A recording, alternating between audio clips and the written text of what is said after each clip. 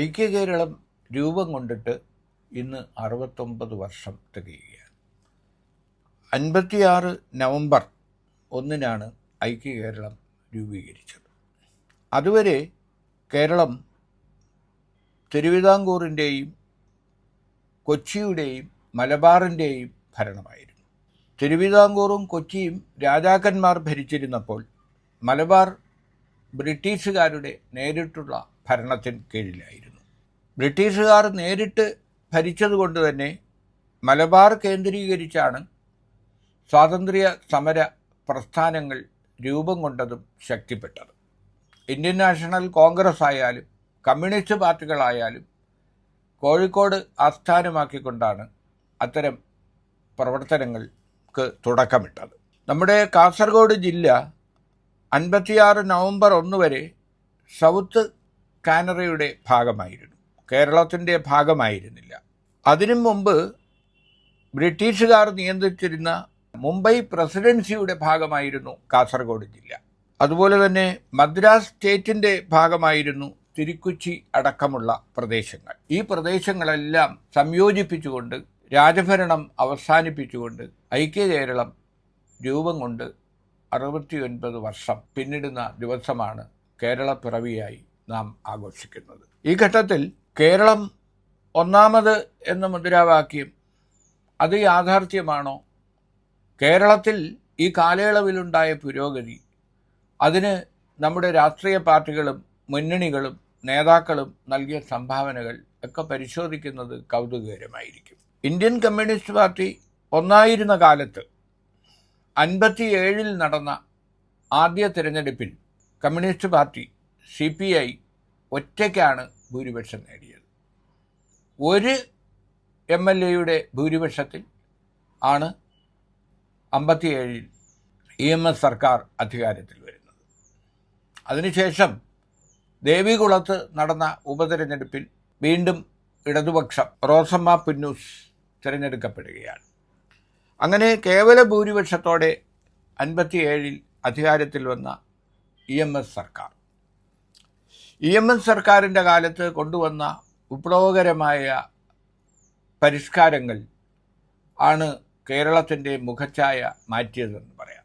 ഭൂപരിഷ്കരണ നിയമം, അന്നുവരെ ഉണ്ടായിരുന്ന ജന്മിത്വത്തിനും കുടികിടപ്പ് സമ്പ്രദായത്തിനും അറുതി വരുത്തിക്കൊണ്ട് ഭൂപരിഷ്കരണ നിയമം കൊണ്ടുവന്നത് EMS സർക്കാരിൻ്റെ കാലത്ത്. അതുപോലെ തന്നെ അന്ന് വിദ്യാഭ്യാസ മന്ത്രിയായിരുന്ന ജോസഫ് മുണ്ടശ്ശേരി, അദ്ദേഹം കൊണ്ടുവന്ന വിദ്യാഭ്യാസ ബില്ല്, അതൊരു വിദ്യാഭ്യാസ വിപ്ലവം തന്നെയായിരുന്നു. അപ്പോൾ വിദ്യാഭ്യാസ ബില്ലിനെതിരെയും ഭൂപരിഷ്കരണത്തിനെതിരെയും ജന്മിമാരും സമുദായ സംഘടനകളും NSSഉം SNDPയും ക്രൈസ്തവ സംഘടനകളും എല്ലാം കൂടി കലാപം ഉയർത്തിയപ്പോഴാണ് വിമോചന സമരം ഉണ്ടാകുന്നതും EMS സർക്കാരിനെ അന്ന് പ്രധാനമന്ത്രിയായിരുന്ന നെഹ്റു പിരിച്ചുവിടുന്നത്. അന്ന് വിമോചന സമരം ശക്തമായപ്പോൾ നേരിട്ട് അന്വേഷിക്കാനായി ജവഹർലാൽ നെഹ്റു കേരളത്തിലെത്തി. അന്ന് കേരളത്തിലെത്തിയ നെഹ്റു EMSനോട് ചോദിച്ചു, എങ്ങനെയാണ് ഈ കുറഞ്ഞ കാലം കൊണ്ട് ഇത്രയും ആളുകളെ താങ്കൾ ശത്രുക്കളാക്കിയത്, എതിർ ചേരിയിലാക്കിയത്? നെഹ്റു EMSനോട് ചോദിച്ച ഈ ചോദ്യം ഒരു ചരിത്ര വസ്തുതയാണ്. 57 അധികാരമേറ്റ് 2 കൊല്ലത്തിനകം തന്നെ ജനകീയ പ്രക്ഷോഭത്തിന് വഴിവെക്കുന്ന നിയമങ്ങൾ നടപ്പിലാക്കുകയും അതിൻ്റെ പേരിൽ നെഹ്റുവിന് ഈ സർക്കാരിനെ പിരിച്ചുവിടാനും കഴിഞ്ഞു. ജവഹർലാൽ നെഹ്റു അന്ന് EMS സർക്കാരിനെ പിരിച്ചുവിട്ട നടപടി നമ്മുടെ ജനാധിപത്യ ചരിത്രത്തിലെ കറുത്ത അധ്യായമാണ്. കാരണം ഫെഡറൽ സംവിധാനത്തിൽ ജനങ്ങൾ തിരഞ്ഞെടുത്ത സർക്കാരിനെ ഇത്തരത്തിൽ പിരിച്ചുവിടാനുള്ള ഒരു കീഴ്വഴക്കം, ഒരു പ്രസിഡന്റ് അങ്ങനെ നെഹ്റുവാണ് സൃഷ്ടിച്ചത്. പിന്നീട് AK ആന്റണി ഉൾപ്പെടെയുള്ള കോൺഗ്രസ് നേതാക്കൾ തന്നെ നെഹ്റുവിൻ്റെ നടപടി തെറ്റായിപ്പോയി എന്ന് തുറന്ന് സമ്മതിച്ചിട്ടുണ്ട്. അന്നത്തെ നെഹ്റുവിൻ്റെ നടപടിയുടെ ചുവട് പിടിച്ചുകൊണ്ടാണ് പിന്നീട് പല കേന്ദ്ര സർക്കാരുകളും പല സംസ്ഥാന സർക്കാരുകളെയും പിരിച്ചുവിട്ടത് എന്നുകൂടി നാം ഓർക്കണം. അപ്പോൾ എന്തു പറഞ്ഞാലും കേരളത്തിൻ്റെ മുഖച്ഛായ മാറ്റുന്നതിൽ, കേരളത്തിൻ്റെ രാഷ്ട്രീയ ഗതി മാറ്റുന്നതിൽ കമ്മ്യൂണിസ്റ്റ് സർക്കാർ വഹിച്ച പങ്ക് വളരെ വലുതാണ്. അതിനുശേഷം 59 EMS സർക്കാരിനെ പിരിച്ചുവിടുന്നത്. പട്ടം താണുപിള്ളയാണ് EMSനെ തുടർന്ന് പിന്നീട് മുഖ്യമന്ത്രിയായത്. 60 മുതൽ 62 വരെയായിരുന്നു പട്ടം മന്ത്രിസഭ. അതിനുശേഷം 62 കോൺഗ്രസ് നേതാവായ ആർ ശങ്കർ മുഖ്യമന്ത്രിയായി. 64 വരെയാണ് ആർ ശങ്കർ കേരളത്തിൻ്റെ മുഖ്യമന്ത്രിയായിരുന്നത്. വീണ്ടും 67 EM ശങ്കരൻ നമ്പൂതിരിപ്പാട് മുഖ്യമന്ത്രിയായി. 67 മുതൽ 69 വരെയായിരുന്നു ആ ഭരണം. അതിനുശേഷം 69 മുതൽ 70 വരെ CPIയുടെ നേതാവായ C അച്യുതമേനോനാണ് കേരളത്തിൻ്റെ മുഖ്യമന്ത്രിയാവുന്നത്. അന്ന് കോൺഗ്രസ് പുറത്തുനിന്ന് പിന്തുണച്ചുകൊണ്ടാണ് ആദ്യമായി, അതായത് കമ്മ്യൂണിസ്റ്റ് പാർട്ടിയുടെ പിളർപ്പിന് ശേഷം 64 CPI ഇന്ത്യൻ കമ്മ്യൂണിസ്റ്റ് പാർട്ടി പിളർന്ന് CPMഉം CPIയുമായി മാറിയ ശേഷം ആദ്യമായി CPIയുടെ ഒരു മുഖ്യമന്ത്രിയായി കേരളം ഭരിക്കുന്നത് C അച്യുതമേനോനാണ്. കോൺഗ്രസ് പുറത്തു നിന്നുകൊണ്ട് അദ്ദേഹത്തെ പിന്തുണയ്ക്കുകയായിരുന്നു. 69-70 കാലത്താണ് അത്തരമൊരു ഭരണം. അതിനുശേഷം 70 വീണ്ടും C അച്യുതമേനോൻ മുഖ്യമന്ത്രിയായി. അന്ന് കോൺഗ്രസും ഭരണത്തിൽ പങ്കാളിയായി. പക്ഷേ കോൺഗ്രസ് അന്ന് കാണിച്ച ഒരു ആർജവം, വേണമെങ്കിൽ ഭൂരിപക്ഷം ഉള്ള കോൺഗ്രസ്സുകാരനായ ഒരു മുഖ്യമന്ത്രിയെ അന്ന് തിരഞ്ഞെടുക്കാമായിരുന്നു. പകരം അച്യുതമേനോനെ തന്നെ മുഖ്യമന്ത്രിയാക്കിക്കൊണ്ട് ഒരു കൂട്ടുകക്ഷി ഭരണം ആണ് കോൺഗ്രസ് നടത്തിയത്. 70 മുതൽ 77 വരെ ആ ഭരണം തുടർന്നു. അടിയന്തരാവസ്ഥ കാലത്ത് അടിയന്തരാവസ്ഥ പ്രഖ്യാപിക്കപ്പെട്ടപ്പോൾ അച്യുതമേനോൻ മുഖ്യമന്ത്രിയും കെ കരുണാകരൻ ആഭ്യന്തരമന്ത്രിയുമായിരുന്നു. ആ കാലയളവിലുണ്ടായ തർക്കങ്ങളും കോൺഗ്രസ്സിലെ പൊട്ടിത്തെറികളും അതിനെ തുടർന്നാണ് AK ആൻ്റണി ഉൾപ്പെടെയുള്ളവർ കോൺഗ്രസ് വിട്ട് ഇടതുപക്ഷത്തിൻ്റെ പിന്തുണയോടുകൂടി കേരളം ഭരിച്ചത്. AK ആൻ്റണി അങ്ങനെ മുഖ്യമന്ത്രിയാവുന്നു 77-78 കാലത്ത്. അത് കഴിഞ്ഞ് PKV 78-79 കാലത്ത് വീണ്ടും കേരളത്തിൻ്റെ മുഖ്യമന്ത്രിയാവുന്നു. CH മുഹമ്മദ് കോയ മുഖ്യമന്ത്രിയാവുന്നത് 79 കാലത്താണ്. കഷ്ടിച്ച് ഒരു വർഷത്തിന് താഴെ മാത്രമാണ് CH മുഹമ്മദ് കോയ, മുസ്ലിം ലീഗിൻ്റെ ഒരു നേതാവ്, കേരളത്തിൽ മുഖ്യമന്ത്രിയായി ഭരിച്ചത് കുറഞ്ഞ ഒരു കാലയളവിലാണ്. 80 CPI ഭട്ടിൻഡ കോൺഗ്രസിൽ വെച്ച് തെറ്റുതിരുത്തി അടിയന്തരാവസ്ഥയുടെ പാപഭാരങ്ങൾ ഏറ്റെടുത്തുകൊണ്ട് വീണ്ടും ഇടതുമുന്നണിയിലേക്ക് വരുന്നതും, അങ്ങനെ 1980 EK നയനാർ മന്ത്രിസഭ അധികാരത്തിൽ വരുന്നത്. 81 മുതൽ കരുണാകരൻ മുഖ്യമന്ത്രിയായി വീണ്ടും ഭരണമാറ്റം സംഭവിക്കുകയാണ്. 82 മുതൽ 87 വരെ കരുണാകരൻ മന്ത്രിസഭയാണ് കേരളം ഭരിച്ചത്. അത് കഴിഞ്ഞ് 87 EK നയനാർ വീണ്ടും അധികാരത്തിൽ വരുന്നു. 91 വരെ EK നയനാരായിരുന്നു മുഖ്യമന്ത്രി. 91 വീണ്ടും കെ കരുണാകരൻ കേരളത്തിൻ്റെ മുഖ്യമന്ത്രിയായി. 95 വരെ അദ്ദേഹമായിരുന്നു കേരളത്തിൻ്റെ മുഖ്യമന്ത്രി. 95 AK ആൻ്റണി വീണ്ടും മുഖ്യമന്ത്രിയായി വരുന്നു. കുറഞ്ഞ ഒരു കാലയളവിന് ശേഷം ഉമ്മൻചാണ്ടി മുഖ്യമന്ത്രിയാകുന്നു. 96 വീണ്ടും EK നയനാർ ഇടതുപക്ഷം വിജയിച്ച് 2001 വരെ മുഖ്യമന്ത്രിയാകുന്നു.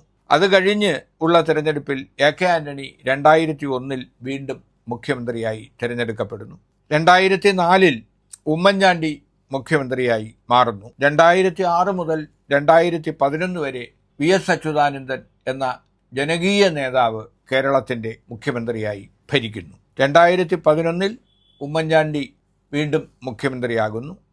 2016 പിണറായി വിജയൻ മുഖ്യമന്ത്രിയായി ഇടതുപക്ഷം വീണ്ടും അധികാരത്തിലെത്തുന്നു.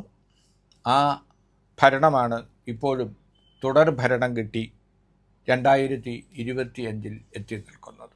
കേരളത്തിൽ ഏറ്റവും വികസന പ്രവർത്തനങ്ങൾ നടന്ന ഒരു കാലയളവ് C അച്യുതമേനോൻ മുഖ്യമന്ത്രിയായിരുന്ന കാലമാണ്. നേരത്തെ പറഞ്ഞ ഭൂപരിഷ്കരണ ബില്ലുകൾ അവതരിപ്പിച്ചെങ്കിലും EMS സർക്കാരിന് അതൊന്നും നിയമമാക്കാനും ചട്ടങ്ങളാക്കാനും കഴിഞ്ഞിരുന്നില്ല. അച്യുതമേനോൻ സർക്കാരാണ് 1970 ഭൂപരിഷ്കരണ ബില്ല് നിയമമാക്കി നടപ്പിലാക്കിയത്. അപ്പോൾ 70 മുതൽ 77 വരെ മുഖ്യമന്ത്രിയായിരുന്ന അച്യുതമേനോൻ്റെ കാലത്ത് വ്യവസായ രംഗത്തും ശാസ്ത്രരംഗത്തും വിദ്യാഭ്യാസ രംഗത്തും കേരളത്തിലുണ്ടായ കുതിച്ചുചാട്ടം അസാധാരണമായിരുന്നു. കാർഷിക രംഗത്ത് യന്ത്രവൽക്കരണം കൊണ്ടുവന്നത് അച്യുതമേനോൻ സർക്കാരായിരുന്നു. ആദ്യമായി 4 ട്രാക്ടറുകൾ കേരളത്തിൽ എത്തിച്ചത് അദ്ദേഹത്തിൻ്റെ ഭരണകാലത്താണ്. അതിനെതിരെ CPMൻ്റെ നേതൃത്വത്തിൽ അന്ന് നടന്ന ട്രാക്ടർ സമരം, അതിൻ്റെ പേരിൽ രക്തസാക്ഷികൾ പോലും ഉണ്ടായി. KSRTCക്കെതിരെ CPM നടത്തിയ സമരങ്ങൾ എല്ലാം ഈ കാലയളവിലാണ്. ഇടുക്കിയിൽ നിന്ന് വൈദ്യുതി ഉൽപ്പാദനം ആരംഭിച്ചത് അച്യുതമേനോൻ സർക്കാരിൻ്റെ കാലത്താണ്. അതുപോലെ ശ്രീചിത്ര സെൻറ്റർ നടപ്പിലാക്കാൻ വേണ്ടി ഡോക്ടർ വലിയത്താൻ എന്ന ലോകപ്രശസ്തനായ ഡോക്ടറെ അമേരിക്കയിൽ നിന്നാണ് അച്യുതമേനോൻ കേരളത്തിൽ കൊണ്ടുവന്നത്. അതുപോലെ തന്നെ CDSൻ്റെ അമരക്കാരനായി ഡോക്ടർ KM രാജിനെയാണ് അച്യുതമേനോൻ സർക്കാർ കൊണ്ടുവന്നത്. അതുപോലെ തന്നെ ലോറി ബേക്കറിനെ കൊണ്ടുവരികയും സാധാരണക്കാർക്ക് വേണ്ടി ലോ കോസ്റ്റ് വീടുകൾ നിർമ്മിക്കുകയും ചെയ്യുന്ന പദ്ധതി, അതിന് തുടക്കം കുറിച്ചതും അച്യുതമേനോൻ സർക്കാരിൻ്റെ കാലത്താണ്. അങ്ങനെ ഈ കോൺഗ്രസും CPIയും ഒന്നിച്ച് ഭരിച്ചിരുന്ന കാലയളവിൽ വലിയ വികസനങ്ങൾ കേരളത്തിൽ ഉണ്ടായിട്ടുണ്ട്. അതുപോലെ തന്നെ EMS സർക്കാരിൻ്റെ കാലത്ത് നിയമമന്ത്രിയായിരുന്ന ജസ്റ്റിസ് VR കൃഷ്ണയ്യർ, വിദ്യാഭ്യാസ മന്ത്രിയായിരുന്ന മുണ്ടശ്ശേരി, അതുപോലെ തന്നെ വ്യവസായ മന്ത്രിയും കൃഷി മന്ത്രിയുമായിരുന്ന KR ഗൗരിയമ്മ, അങ്ങനെ എടുത്തു പറയാവുന്ന ഭരണ മികവുള്ള ഒട്ടനവധി നേതാക്കൾ നമ്മെ ഭരിച്ചിട്ടുണ്ട്. അതുപോലെ തന്നെ K കരുണാകരൻ്റെ കാലത്ത് നെടുമ്പാശ്ശേരി എയർപോർട്ട്, അതുപോലെ മെട്രോ റെയിൽ, വിഴിഞ്ഞം പദ്ധതിക്ക് തുടക്കമിട്ടത് ഉൾപ്പെടെയുള്ള ഒരുപാട് വികസന പ്രവർത്തനങ്ങൾ ലീഡറുടെ കാലത്ത് നടന്നിട്ടുണ്ട്. എല്ലാ വികസനവും നടന്നത് തങ്ങളുടെ ഭരണകാലത്താണ് എന്ന് അവകാശപ്പെടുന്ന ഇടതുപക്ഷത്തിൻ്റെ നിലപാട് ശരിയല്ല എന്ന് തെളിയിക്കുന്നതാണ് നമ്മുടെ ചരിത്രം. മാറി മാറി ഭരിക്കുന്ന ഒരു സംവിധാനം കേരളത്തിൽ ഉള്ളതാണ് ഇവിടെ ജനാധിപത്യം ഇന്നും നിലനിൽക്കാൻ കാരണം. അത് ശരിയാണെന്ന് തെളിയിക്കുന്നതാണ് 35 കൊല്ലം തുടർച്ചയായി ഇടതുപക്ഷം ഭരിച്ച ബംഗാളിൻ്റെ ഇന്നത്തെ അവസ്ഥ. 30 കൊല്ലത്തോളം തുടർച്ചയായി ഇടതുപക്ഷം ഭരിച്ച ത്രിപുരയുടെ അവസ്ഥയും നമുക്ക് ഉദാഹരണമായി എടുക്കാം. കാരണം ത്രിപുര കഴിഞ്ഞ 10 കൊല്ലത്തിലധികമായി ഭരിക്കുന്നത് BJPയാണ്. ബംഗാളാകട്ടെ കഴിഞ്ഞ 10-20 വർഷമായി തുടർഭരണം നടത്തുന്നത് മമതാ ബാനർജിയുടെ നേതൃത്വത്തിലാണ്.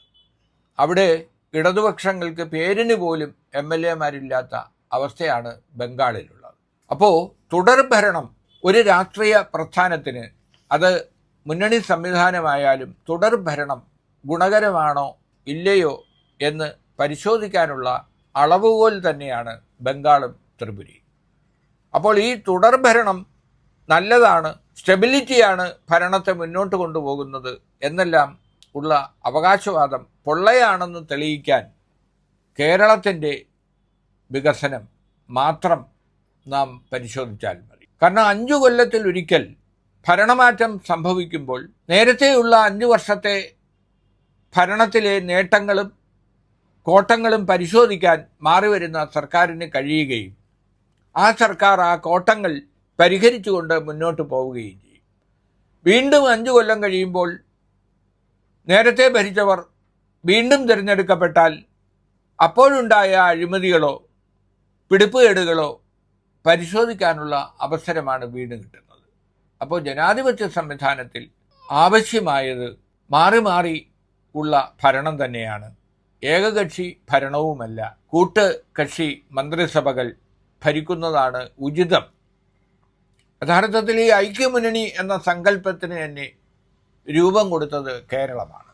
കേരളത്തിൽ രൂപം കൊണ്ട ഐക്യമുന്നണി സംവിധാനമാണ് പിന്നെ ഇന്ദിരാഗാന്ധിയുടെ അടിയന്തരാവസ്ഥയ്ക്ക് ശേഷം കേന്ദ്രത്തിൽ അധികാരത്തിൽ വന്നതും പല കൂട്ടുകക്ഷി മന്ത്രിസഭകൾക്കും കാരണമായതും ഇപ്പോൾ BJPയുടെ നേതൃത്വത്തിലുള്ള കൂട്ടുകക്ഷി ഭരണം നടക്കുന്നതും അതുപോലെ തന്നെ 10 കൊല്ല കാലയളവിൽ മൻമോഹൻ സർക്കാർ ഇടതുപക്ഷത്തിൻ്റെ സഹായത്തോടു കൂടി രാജ്യം ഭരിച്ചതും. അപ്പോൾ അങ്ങനെ രാഷ്ട്രീയത്തിലായാലും ശാസ്ത്ര രംഗത്തായാലും കാർഷിക മേഖലയിലായാലും സമസ്ത മേഖലകളിൽ പുരോഗതിയുടെ ഒരു കേന്ദ്രമായി ഐക്യ കേരളം രൂപപ്പെട്ടു. അതിന് കാരണക്കാർ മാറി മാറി കേരളം ഭരിച്ച എല്ലാ രാഷ്ട്രീയ പാർട്ടികളുമാണ്, പ്രത്യേകിച്ചും കമ്മ്യൂണിസ്റ്റ് പാർട്ടികളും കോൺഗ്രസുമാണ് എന്ന് പറയാതിരിക്കാൻ ആവില്ല. കൂടുതൽ വാർത്തകളും വിശേഷങ്ങളും നേരിട്ട് ലഭിക്കാൻ ജനങ്ങളിൽ നിന്ന് ജനങ്ങളിലേക്ക് ജനഭൂമി ന്യൂസ് സബ്സ്ക്രൈബ് ചെയ്യൂ. ബെൽ ബട്ടൺ അമർത്താനും മറക്കരുത്.